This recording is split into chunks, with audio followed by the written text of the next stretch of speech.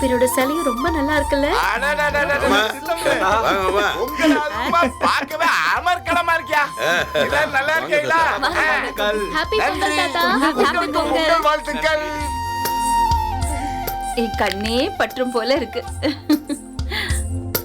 அத்தை, புடவை சூப்பரா இருக்கு. Super selection. ஒரே கலர் புடவை எடுக்கணும்னு உங்க மாமா தான் சொன்னாரு. அது ஓகே. ஆனா இந்த கலர்ல புடவை எடுக்கணும்னு யாரு முடிவு பண்ணது? அத இந்த கோமதி தான் முடிவு பண்ணா. சூப்பர் அத்தை. எனக்கு இந்த கலர் ரொம்ப பிடிக்கும் தெரியுமா? நீங்க சொல்லுங்க அத்தை. எங்க 3 பேர்ல எனக்கு தானே இந்த புடவை நல்லா இருக்கு. ஆரம்பிச்சிட்டாயா? அது எப்படிமா உனக்கு மட்டும் அழகா இருக்குன்னு சொல்லுவ? என் பொண்ணுக்கு கூட தான் அழகா இருக்கு பாரு. அவ எவ்வளவு அம்சமா இருக்கிறா இந்த புடவையிலன்னு. ஏமா நீ வேற. அப்படிலாம் இல்ல, 3 பேரும் அம்சமா அழகா இருக்கீங்க. ஏன் மயில, இன்னைக்கு நாங்க வாங்கிட்டு வந்து கொடுத்த புடவையை கட்டிருக்கலாம்ல?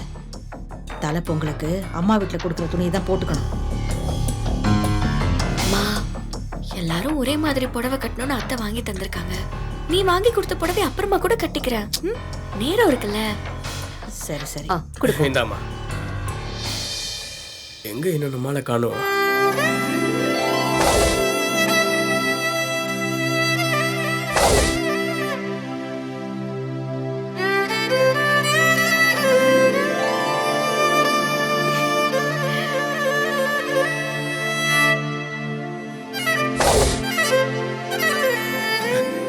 ஒண்ணா பாத்தியா? ராமா மின்னலு அழகா இருக்கு. அரசே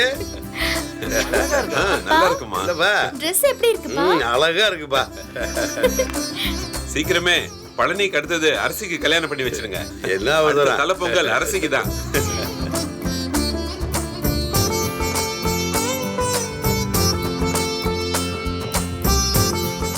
என்னங்க இப்படி கேட்டுட்டீங்க? அரசிக்கும் சுடருக்கும் ஒரே வயசுதான். படிக்கிற பிள்ளைக்கு இப்ப எதுக்கு கல்யாணம்? இவர் இப்படித்தான் எதையாச்சும் சும்மா பேசிக்கிட்டே இருப்பாரு. நீங்க எதுவும் கண்டுக்காதீங்க.